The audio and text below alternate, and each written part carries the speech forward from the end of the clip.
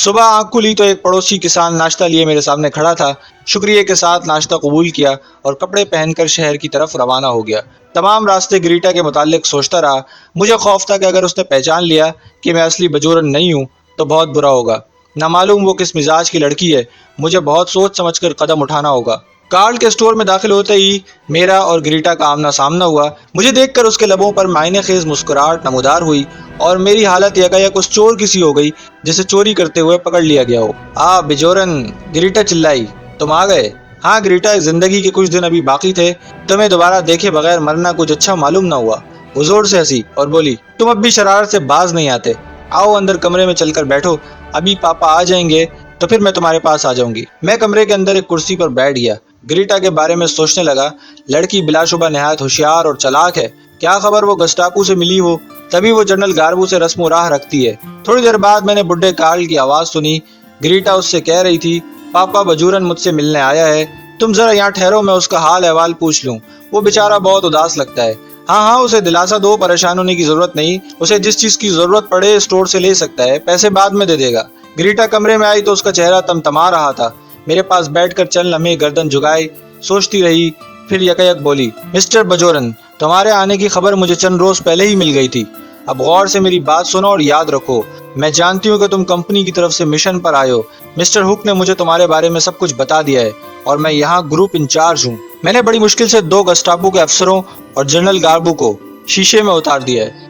آج دسمبر کی 8 تاریخ ہے، پرسوں یعنی 10 تاریخ کو ناموس اور گردنگ میں فوجی افسروں اور سپاہیوں کے تبادلے ہوں گے، پرانے آدمیوں کی جگہ نئے آدمی ڈیوٹی پر آ جائیں گے۔ کیا تم جرمن زبان روانی سے بول سکتے ہو؟ میں حیران ہو کر گریٹا کی باتیں سن رہا تھا۔ اس کے سوال پر زبان سے کچھ نہ کہہ سکا، البتہ اس بات میں گردن ہلا دی۔ وہ کہنے لگی، اس دوران میں نے جنرل گاربو کے کمرے کی تلاشی لے کر آپ دوزوں کے خفیہ اڈوں کے لیے نقشے حاصل کر لیے ہیں اور انہیں کمپنی تک پہنچا بھی دیا ہے۔ اب وہاں سے ہمیں یہ ہدایت ملی ہے کہ اگر ممکن ہو تو ان اڈوں کو تباہ کر دیا جائے۔ اتحادی بمبار طیارے 10 دسمبر کو آدھی رات کے وقت ناموس اور اس کے نواحی علاقوں پر حملہ کریں گے۔ اسی وقت اوسلو کی بندرگاہ پر نازی جہازوں میں ٹائم بم پھٹیں گے۔ یہ سارا پروگرام تقریباً طے ہو چکا ہے۔ اب تمہارا کام یہ ہے کہ کسی طرح جنرل گاربو کے بھیس میں ناموس تک پہنچو۔ تمہارے ساتھ 4 آدمی فوجی وردیوں میں ہوں گے، اس لیے تم بلا خوف و خطر ناموس تک پہنچ جاؤ گے۔ جنرل کا بھیس کس طرح بھرا جائے گا؟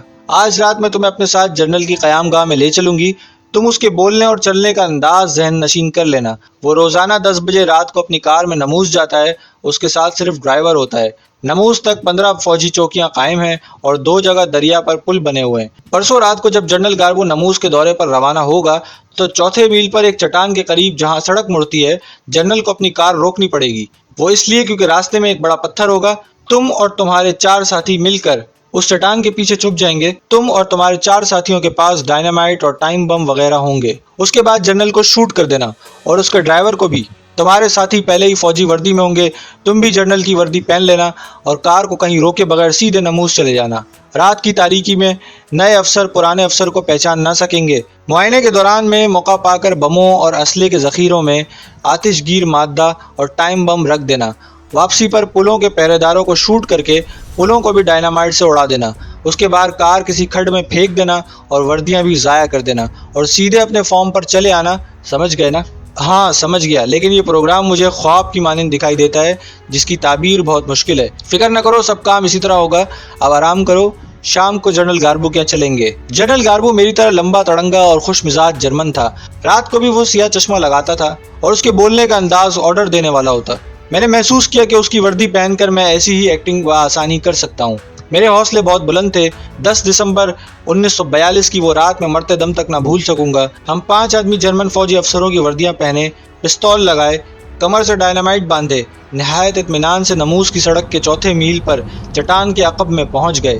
راستے میں کئی جرمن سپاہی ملے لیکن بات کسی نے نہ کی۔ سب نازی سلوٹ کر کے اپنی ڈیوٹیوں پہ چلے گئے۔ آسمان پر سیاہ بادل چھائے ہوئے تھے، سردی آہستہ آہستہ بڑھتی چلی جا رہی تھی، ہر طرف ہو کا عالم تھا۔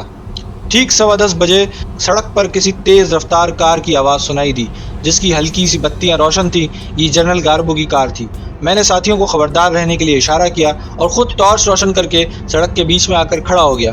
جنرل کی کار ایک دم جھٹکے سے رکی اور ڈرائیور نے سر باہر نکال کے کرخت آواز میں کہا، کیا بات ہے؟ کیا سڑک بند ہے؟ اتنی دیر میں خود جنرل گاربو باہر نکلا اور میری طرف آیا۔ जनाब एक चट्टान टूटकर सड़क पर गिर पड़ी है, यह हादसा चंद मिनट पहले ही हुआ है। मैंने जर्मन जबान में कहा।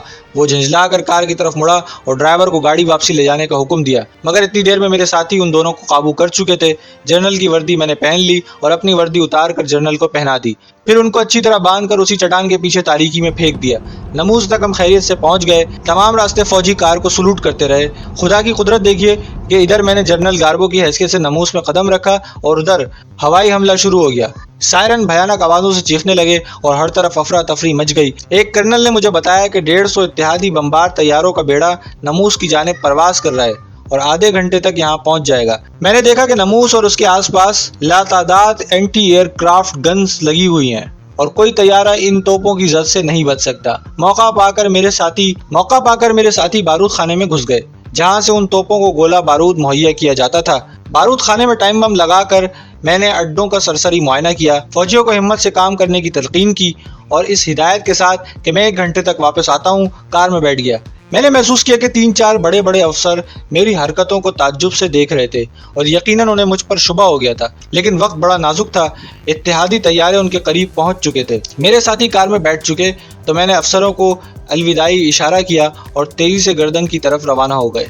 जब पहला पुल करीब आया तो हमने कार आहिस्ता कर ली और पहरेदारों को आवाज़ देकर बुलाया। जूं ही वो नज़दीक आए, हमारे पिस्तौलों से बैक वक्त 4 शोले निकले और वो बदनसीब वहीं ढेर हो गए। पुल को डायनामाइट से उड़ाने में सिर्फ 10 मिनट सर्फ हुए और जब हम दूसरे पुल के पहरेदारों की लाशें दरिया में फेंक रहे थे तो आसमान पर बमबार तैयारों के उड़ने की कान फाड़ आवाज़ें सुनाई दे रही थी और फिर बमों के फटने और एंटी एयरक्राफ्ट गनों के चलने की आवाज़ें आ रही थी। सारी रात इत्तेहादी तैयारे आसमान पर परवास करते रहे और बमबारी करते रहे और उनकी तादाद में कोई कमी वाक़ई ना हुई। नाजियों की एंटी एयरक्राफ्ट गनें बिल्कुल खामोश थीं और नमूस की जानिब से एक जर्मन सिपाही भी जिंदा नहीं लौटा। अगले रोज़ इत्तेहादियों की मिलिट्री नमूस पर कब्जा कर चुकी थी। मुझे तीसरे रोज़ कैप्टन का ओहदा देकर नमूस के एक जजीरे का इंचार्ज बना दिया। मैंने इंचार्ज बनते ही सबसे पहला काम ये किया कि ग्रीटा से शादी कर ली, क्योंकि उसी की वजह से तो ये मिशन कामयाब हुआ था।